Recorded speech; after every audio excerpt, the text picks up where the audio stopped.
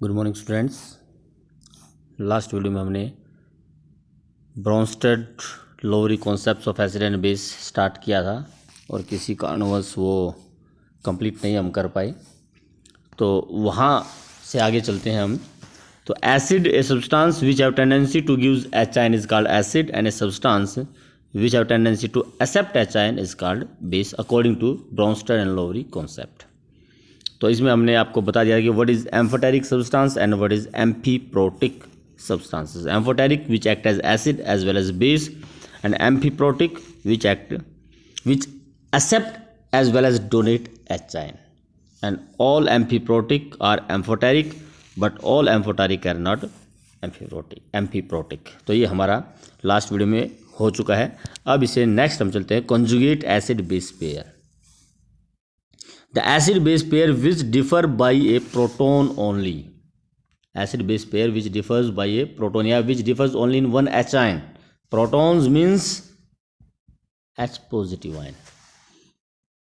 एक एसिड और एक बेस जिसमें सिर्फ एक H आयन का फर्क हो, सिर्फ एक H आयन का डिफरेंस हो, that are called acid base conjugate acid base pair. For example suppose कीजिए हम बात करते हैं HCl की। HCl is an acid. Now it is acid, it's mean it will release H ion. अभी acid है तो इसका मतलब होगा कि ये आपका H आयन को रिलीज करेगा। अब H आयन अगर रिलीज करता है तो it's mean it will release H ion and will produce Cl negative. तो ये जो आपका Cl नेगेटिव है, it is a conjugate base of HCl। If HCl is acid then chloride ion is its conjugate base. और अगर आप देखोगे acid और बेस क्लोराइड आयन में सिर्फ एक H पॉजिटिव आयन का डिफरेंस है। अगर इस Cl नेगेटिव में H पॉजिटिव ऐड कर दिया जाए then it will produce HCl। It will produce HCl। तो एक एसिड और एक बेस जिनमें सिर्फ एक पॉजिटिव आयन का डिफरेंस होता है, that are called conjugate acid base pair. इसमें आपको क्वेश्चन आ जाता है, आपको एसिड दे दिया जाता है just like this one. Acid आपको दिया गया है, कॉन्जुगेट बेस आपको बताना होता है, या फिर आपको बेस दे दिया जाता है और आपको उसका कॉन्जुगेट एसिड बताना होता है। तो बड़ा ही सिंपल क्वेश्चन होता है। अगर तो आपको दिया कोई भी acid, any acid, if late H is any acid, acid means which gives H ion, तो इसमें से H आयन आप रिमूव कर दीजिए। H पॉजिटिव आप अगर इसमें से रिमूव करोगे तो जो A नेगेटिव बचेगा that is your conjugate base. और अगर आपको बेस दे दिया गया कोई भी बेस, सपोज कीजिए आपको एक HPO4 2 नेगेटिव, ये बेस दिया गया है, it is base, and you are to tell the conjugate acid, तो base which accept H ion, तो इसमें आप H आयन ऐड कर दीजिए, तो ये आपका बन जाएगा H2PO4 negative. 2 negative plus 1 positive, आपका एक नेगेटिव बचेगा और एक हाइड्रोजन था उसके 2 हाइड्रोजन हो जाएंगे, बाकी PO4 आपका ऐसा है। तो H2PO4 1 negative will B it's conjugate acid.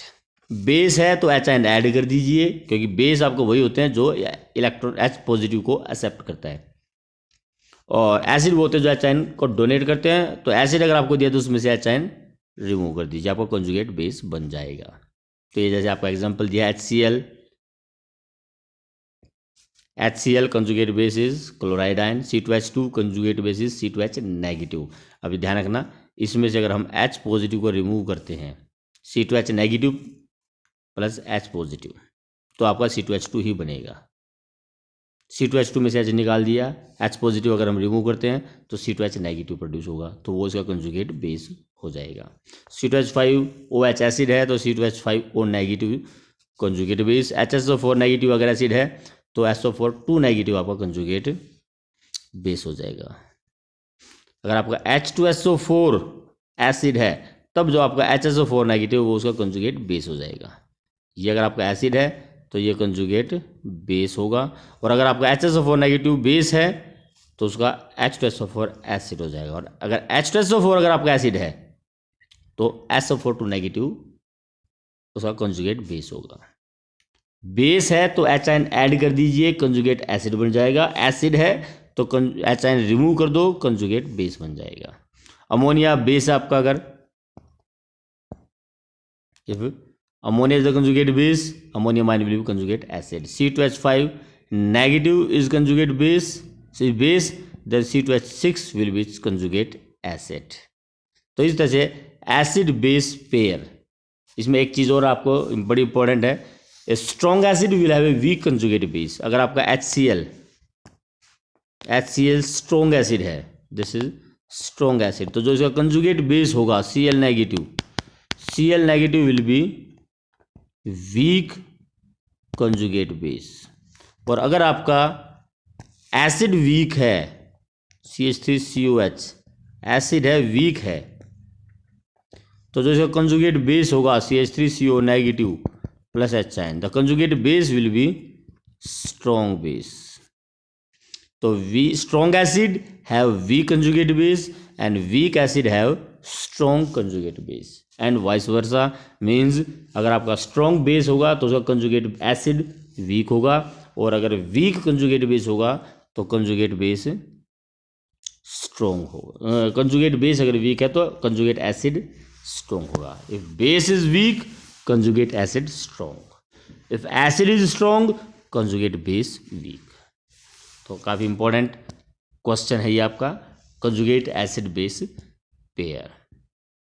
इसके बाद आपका आ जाता है Bronsted acids versus Arrhenius acids, या Bronsted base versus Arrhenius base, मतलब Bronsted concepts and Arrhenius concepts. Now Arrhenius acids which gives H ion in aqueous solution, whereas Bronsted acids which gives H ion. तो दोनों में क्या difference है कि Bronsted includes all that substance which gives H ion and Arrhenius includes only those substance which gives H ion in aqueous solution. तो Bronsted में आपके aqueous और नॉन एक्वस दोनों substances which gives H ion in aqueous solution as well as which gives H ion in non aqueous solution, Bronsted में दोनों आते हैं, और एरिनियस में सिर्फ वो जो एक्वस सॉल्यूशन में H आयन दे। तो कुल मिलाकर एरिनियस एसिड ब्रोंस्टेड एसिड भी हैं, Arrhenius acid which gives H ion in aqueous solution, और ब्रोंस्टेड में एक्वस वाले भी एसिड्स आते हैं। तो all Arrhenius acids are also Bronsted acids. लेकिन जो ब्रोंस्टेड एसिड है वो एरिनियस एसिड भी हो ये कोई ज़रूरी नहीं है, क्योंकि अगर कोई सब्सटेंस ऐसा है जो नॉन एक्वस सॉल्यूशन में H आयन देता है तो वो ब्रोंस्टेड एसिड तो है, लेकिन एरिनियस एसिड नहीं होगा, क्योंकि वो नॉन एक्वस में H आयन दे रहा है, एक्वस में नहीं। तो यहाँ से इनका कंपैरिजन भी हम कर सकते हैं कि both एरिनियस and bronsted acids are sources of proton, and thus all areneous acids and bronsted acids.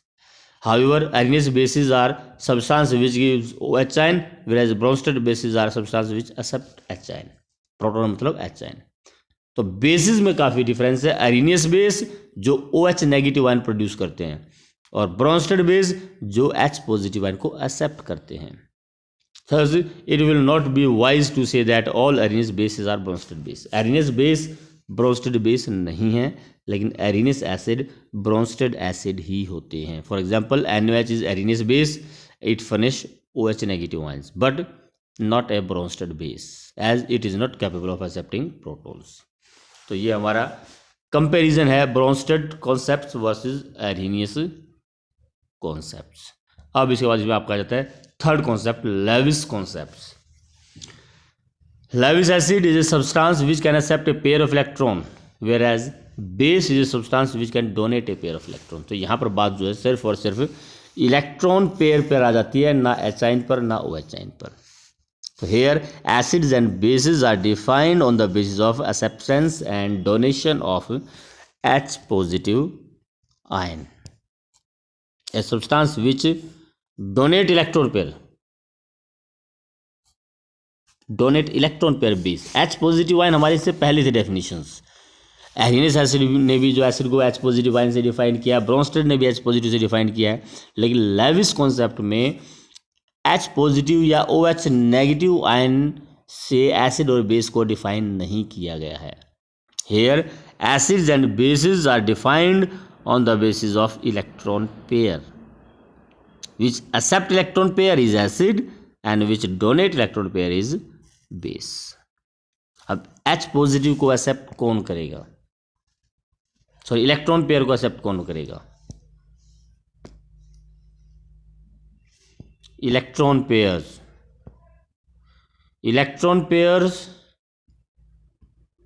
Just ठीक है, electron pair will be accepted by any substance which have either positive charge, क्योंकि electron पे negative charge होता है तो कोई भी ion जिस पर पॉजिटिव चार्ज है वो इलेक्ट्रॉन पेयर को एक्सेप्ट करेगा। तो उसमें हमारे H positive ion, silver positive ion, copper positive ion, all will accept electron pair, so they will be acid positive ions. या फिर ऐसे substance which are electron deficient, जिनमें इलेक्ट्रॉन की कमी है, they will also act as Lewis acid. For example, your AlCl3 में जो aluminium have 3 valence electron. Now these 3 valence electron it will share with 3 chlorine. Now aluminium will have total 6 electron. Octet complete नहीं है। जो aluminium के valence electron है sharing करने के बाद भी टोटल उसमें 6 इलेक्ट्रॉन होते हैं। ऑक्टेट मतलब 8 इलेक्ट्रॉन कंप्लीट नहीं होते। तो ये इलेक्ट्रॉन डेफिशिएंट है, इसमें इलेक्ट्रॉन की कमी है, and that is why it will have a tendency to accept electron pair. तो इलेक्ट्रॉन पेयर को ये एक्सेप्ट करेगा, so it is Lewis acid. जबकि bases which donate electron pair, अब डोनेट इलेक्ट्रॉन पेयर कौन करेगा? जिसमें valence electron, extra lone pair of electron present होते हैं, इलेक्ट्रॉन रिच जिनको हम बोल सकते हैं। OH नेगेटिव ऑक्सीजन पर आपके इलेक्ट्रॉन पेयर होते हैं, ठीक है। Cl नेगेटिव, क्लोराइड आयन, तो ये सारे आपके बेसिस हैं। वाटर, ऑक्सीजन पर 2 इलेक्ट्रॉन पेयर हैं। Ammonia, amines, acetate ion, all these have extra electrons या lone pair of electrons and hence they act as Lewis base. तो types of Lewis acid and Lewis bases हैं। तो Lewis acid molecule in which central atom is incomplete has incomplete octet. Cations molecule in which central atom has empty d orbital, SnCl4, SiF4, इनमें आपके d orbitals होते हैं खाली, तो ये उन वैकेंट ऑर्बिटल्स में इलेक्ट्रॉन पेयर को एक्सेप्ट कर सकते हैं। Molecules containing multiple bonds. ऐसे Lewis bases neutral molecules containing pair of electron on the central atom, जिस पर लोन पेयर ऑफ इलेक्ट्रॉन है, या anions fluoride, chloride, bromide, iodide, OH negative, Cn negative etcetera. Negative charge हैं, they will be attract towards positive, या जिसको हम electron deficiency बोलते हैं, वहाँ ये अपने इलेक्ट्रॉन देने के लिए रेडी रहते हैं। So they are anions which are Lewis base. तो लेविस बेस में आपके न्यूट्रल मॉलिक्यूल्स और एनाइन हो गए। अब उसके बाद आता है आपका limitation of Lewis concept. It does not explain the behaviour of protons, protonic acid HCl। अब उन्होंने, लेविस ने जो डेफिनेशन दी है एसिड और बेस की, वो इलेक्ट्रॉन के डोनेशन या एक्सेप्टेंस से दी है। तो वहाँ H पॉजिटिव वाले जो हमारे एसिड है HCl, H पॉजिटिव जो प्रोड्यूस करते हैं इनऑर्गेनिक एसिड हैं HCl, H2SO4, नाइट्रिक एसिड, इनके एसिडिक बिहेवियर को ये एक्सप्लेन नहीं करेगा। It does not predict the relative strength of acid and base. It is specially a general approach for the coordination compound formation and coordination reactions. जो electron donation होता है, coordination compound में electron donate होते हैं to the vacant orbitals of the metal ion. तो ये general approach है coordination compound की। तो इसका मतलब आपकी सारी एसिड बेस न्यूट्रलाइजेशन होगी, जो कि नहीं है। Usually coordination reactions are slow. It means that neutralization reaction of acid base should occur slowly, but these are extremely fast. Catalytic activity of Lewis acid cannot be explained because catalytic activity of many acid is due to their tendency to furnish H ion। काफ़ी सारे हमारे acid जैसे जो H ion produce करने की वजह से catalyst होते हैं। लेकिन फिर जब हम एसिडिक कैरेक्टर को ही इलेक्ट्रॉन पेयर से एक्सप्लेन करते हैं, तो तो फिर वो एच आयन से उसका कैटालिटिक प्रॉपर्टी को एक्सप्लेन नहीं किया जा सकेगा। So these are the limitations of Lewis acid concept. तो कुल मिलाकर हमने एसिड और बेस की जो डेफिनेशन की हैं, हमारे पास 3 डिफरेंट कॉन्सेप्ट्स हैं। Arrhenius concept which gives H ion acid which gives O H ion base. Bronsted which gives H ion is acid which accept H ion is base. And Lewis which gives electron pair is base and which accept electron pair is acid. तो ये हमारे acid base concept एक हमारा part इसमें complete हुआ है। अब उसके बाद नेक्स्ट आ जाता है इसके अंदर हमारा common ion effect. Now what is the common ion effect in the dissociation of weak electrolyte. अब वीक इलेक्ट्रोलाइट क्या है पहले थोड़ा सा वो आपको बताएंगे, पहले हम कर चुके हैं। An electrolyte which do not dissociate completely या which dissociate to a small extent are called weak electrolyte. For example आपका एसिड है, एसिटिक एसिड वीक एसिड है क्योंकि ये कंप्लीटली डिसोसिएट नहीं होता, it is a weak acid. और जहाँ वीक एसिड होते हैं वहाँ पर हम निकालते हैं degree of dissociation which is equal to number of moles that dissociate divided by number of moles taken initially. ये चीज़ हम डिग्री ऑफ डिसोसिएशन कर चुके हैं कि fraction of moles that dissociate is called degree of dissociation.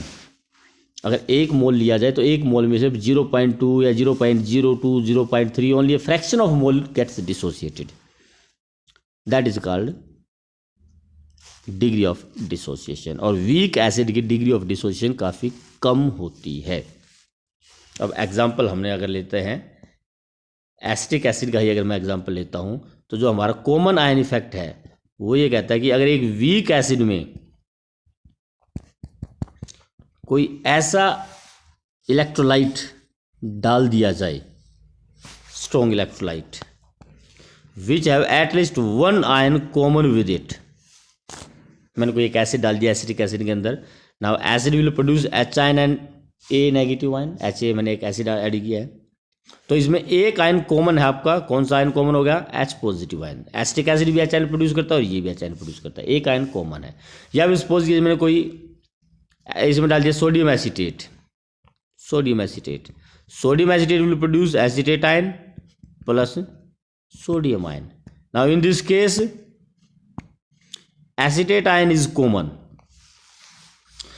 Acetic acid हमारा weak acid था, मान लीजिए उसकी डिग्री ऑफ डिसोसिएशन 0.2 थी और उसमें हमने डाल दिया एक एसिड या सोडियम एसीटेट, एक ऐसा साल्ट हमने डाल दिया जिसमें एक आयन कॉमन है। एसिड अगर मैंने डाला HCl तो H आयन कॉमन हो गया, सोडियम एसिटेट डाला तो एसीटेट आयन कॉमन हो गया, एक आयन कम से कम कॉमन हो तो degree of dissociation of weak acid will suppress, will decrease, और भी कम हो जाएगी। अब उसकी जो डिग्री ऑफ डिसोसिएशन है डिक्रीज होगा 0.2 की बजाय 0.1 या 0.02 या 0.05 कुछ डिक्रीज हो जाएगी, उससे भी कम हो जाएगी। This is called common ion effect. मतलब degree of dissociation of weak electrolyte decreases in a solvent which contain ions common to the electrolyte। Weak electrolyte से कॉमन कोई आयन अगर सॉल्वेंट में है तो उस सॉल्वेंट में वीक इलेक्ट्रोलाइट की डिग्री ऑफ डिसोसिएशन और भी कम हो जाएगी। Degree of dissociation of weak electrolyte decreases. Weak electrolyte जिसकी डिग्री ऑफ डिसोसिएशन पहले ही बहुत कम है वो और भी कम हो जाएगी इन ए सॉल्वेंट, इसे ऐसे सॉल्वेंट में जिसमें एक आयन वीक इलेक्ट्रोलाइट से कॉमन हो, या अगर उसमें कोई ऐसा साल्ट डाल दिया जाए जिसका एक आयन वीक इलेक्ट्रोलाइट के साथ कॉमन है। एग्जाम्पल देखें हम, एसिटिक एसिड का एग्जाम्पल हमने लिया ही है। अब जैसे यहाँ पर अमोनियम हाइड्रोक्साइड है, ammonium hydroxide NH4OH, it produce ammonium ion plus hydroxide ion. Suppose कीजिए मैं इसके अंदर अमोनियम क्लोराइड डाल देता हूँ, अब ammonium chloride will produce ammonium ion and chloride ion. Strong electrolyte है ज़्यादा, अमोनियम आयन प्रोड्यूस करेगा। Now ammonium hydroxide in presence of ammonium chloride, जो इसकी डिग्री ऑफ डिसोसिएशन है वो और भी कम हो जाएगी। वीक बेस था अमोनियम हाइड्रोक्साइड, बहुत कम डिसोसिएट होता था, डिग्री ऑफ डिसोसिएशन 0.1 थी, लेकिन अमोनियम क्लोराइड डालने के बाद इसकी डिग्री ऑफ डिसोसिएशन 0.1 से भी कम होकर 0.08 या 0.07 और भी डिक्रीज हो जाएगी, कम हो जाएगी। तो suppression of degree of dissociation of weak electrolyte on addition of strong electrolyte which have one ion common with the weak electrolyte is called common ion effect. तो डेफिनेशन आप इसकी ऐसे भी लिख सकते हैं,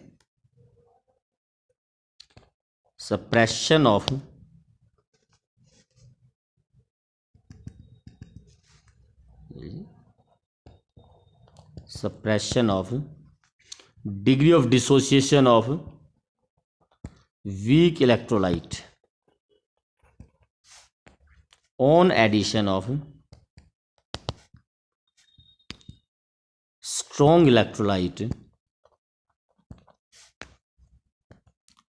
which have at least one ion common with weak electrolyte। Weak electrolyte की degree of dissociation का सप्रेस होना, डिक्रीज होना, कोई ऐसा स्ट्रॉन्ग इलेक्ट्रोलाइट डालने पर जिसमें एक आयन वीक इलेक्ट्रोलाइट के साथ कॉमन हो, उससे हम बोलते हैं कॉमन आयन इफेक्ट। अब रीज़न क्या है, क्यों कम हो जाती है? Reason is again Le Chatelier principle. Reason जो है आपका वही है ली चैटलियस प्रिंसिपल। ली चैटलियस प्रिंसिपल हम पहले कर चुके हैं। तो अगर यही एग्जांपल लेता हूँ मैं, अमोनियम हाइड्रोक्साइड है, produce ammonium ion and OH negative ion, और इसके अंदर अगर मैं सोडियम हाइड्रोक्साइड डाल दूँ, तो sodium hydroxide strong electrolyte, it will dissociate completely and will produce OH ion. तो ली चैटलियस प्रिंसिपल हमारा क्या कहता है कि अगर हम रिएक्टेंट की या किसी भी केमिकल स्पीसीज की कंसंट्रेशन को इंक्रीज करते हैं तो इक्विलिब्रियम एक ऐसी डायरेक्शन में शिफ्ट होगा जहां पर वो कंज्यूम होता हो। तो सोडियम हाइड्रोक्साइड डालने पर हम OH नेगेटिव आयन की कंसंट्रेशन इंक्रीज कर रहे हैं। अमोनियम आयन था उसमें और हाइड्रोक्साइड आयन था, और जब मैंने उसके अंदर सोडियम हाइड्रोक्साइड डाल दिया तो OH नेगेटिव आयन्स की जो कंसंट्रेशन वो इंक्रीज होती हैं। तो इक्विलिब्रियम ऐसी डायरेक्शन में शिफ्ट हो जाएगा जिस डायरेक्शन में OH नेगेटिव कंज्यूम होता हो, मतलब बैकवर्ड डायरेक्शन में। तो अमोनियम आयन और OH नेगेटिव आयन कंबाइन करके अमोनियम हाइड्रोक्साइड बना लेंगे। तो जो ऑलरेडी डिसोसिएट हो गए थे वो भी कंबाइन होकर अमोनियम हाइड्रोक्साइड ही बना लेंगे। तो अमोनियम हाइड्रोक्साइड का जो डिसोसिएशन है वो और भी कम हो जाएगा। So this is common ion effect. NaOH concentration of OH increases, ये जैसे हमने एग्जाम्पल लिया, common ion effect can be explain on the basis of Lee Chatelet principle.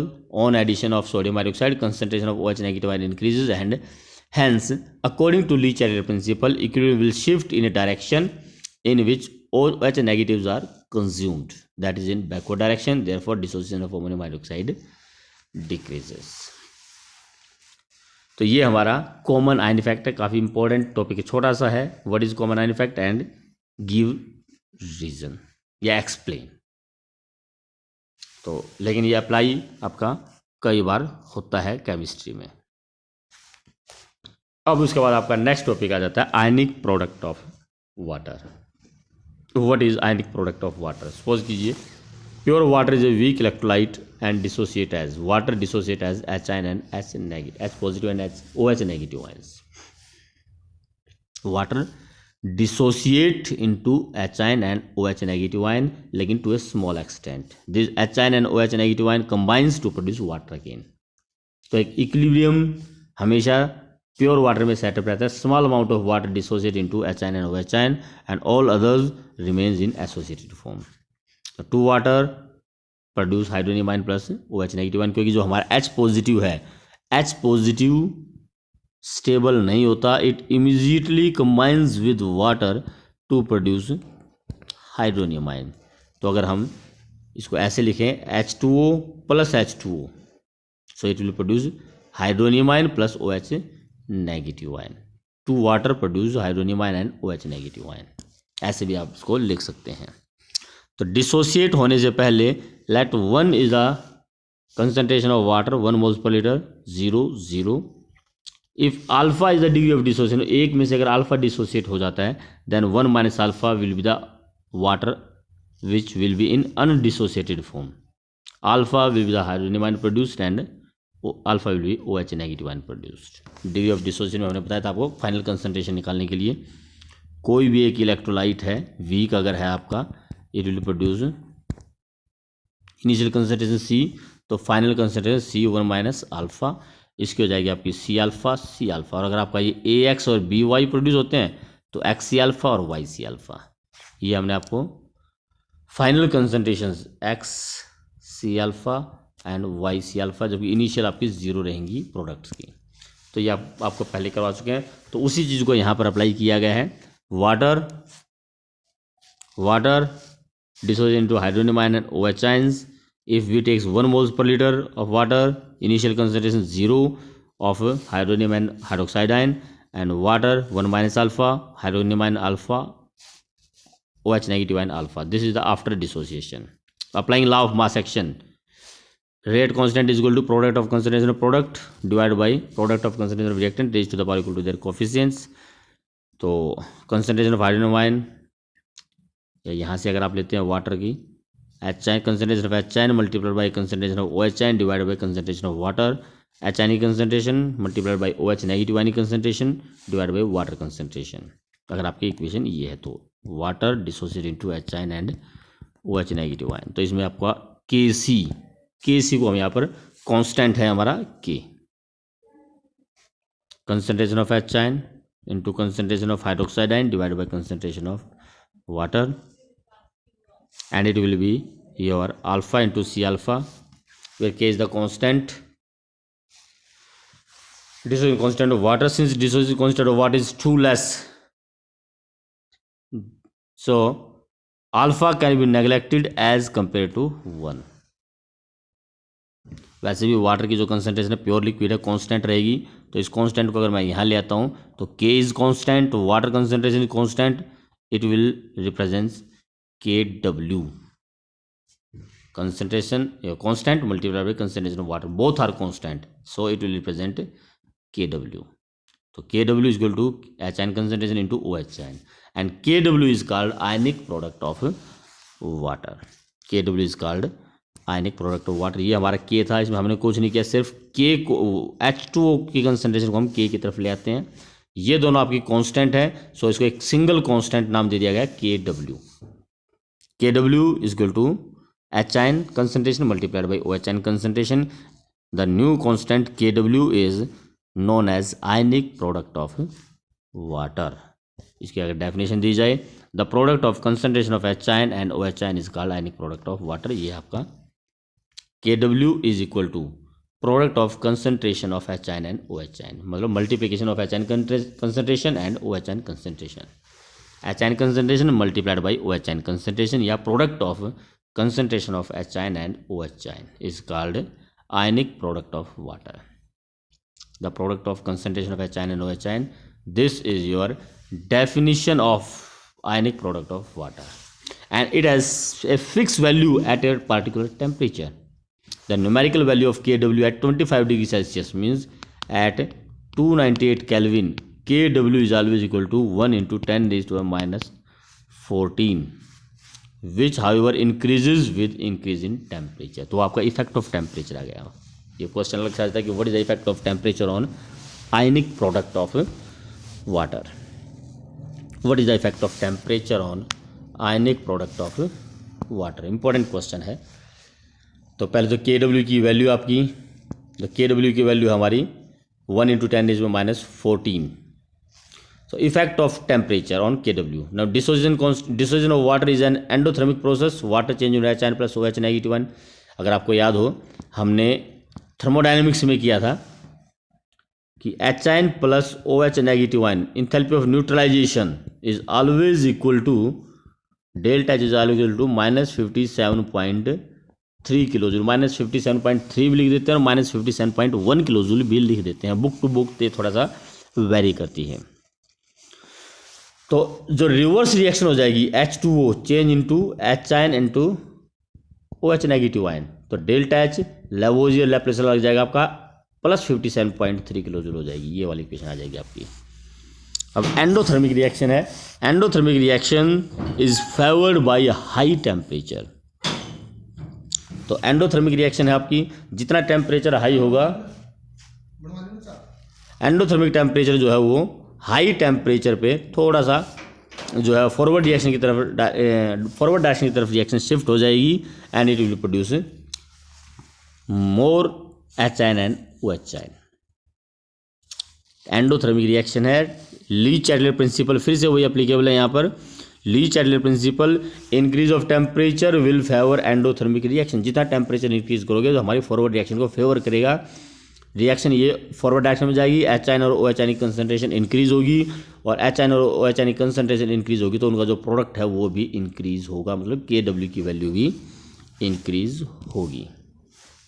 And hence more dissociation will occurs at higher temperature, therefore value of KW will increases with increase of temperature। तो ये हमारा ionic product of water definition, the product of concentration of HN and OH, KW is equal to concentration of HN multiplied by concentration of OH।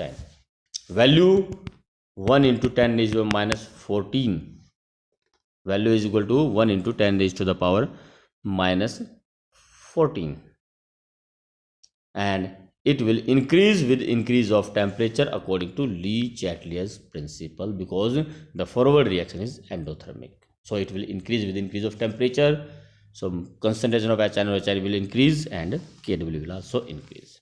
तो ये हमारा आयनिक product of water हो गया। अब इसके बाद इस आयनिक प्रोडक्ट ऑफ वाटर से रिलेटेड हमारा pH स्केल। सो pH स्केल हम अब इससे आगे अपने नेक्स्ट वीडियोज़ में करेंगे। Thank you.